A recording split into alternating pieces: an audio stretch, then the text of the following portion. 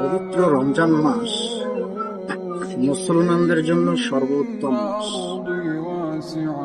এ বিষয়ে হযরত আবু হুরায়রা রাদিয়াল্লাহু তাআলা আনহু হতে বর্ণিত, রাসূল করিম সাল্লাল্লাহু আলাইহি ওয়াসাল্লাম বলেছেন যে আল্লাহ তাআলার কসম, মুসলমানদের জন্য রমজানের উত্তম কোনো মাস আসেনি এবং মুনাফিকদের জন্য রমজান মাসের চেয়ে অধিক ক্ষতিকর মাসও আর আসেনি।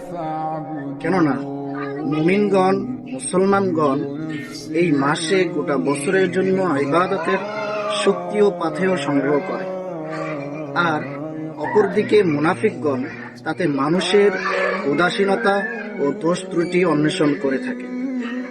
এ মাস মুমিনদের জন্য গনিমত এবং মুনাফিকদের জন্য ক্ষতিকরণ সদম।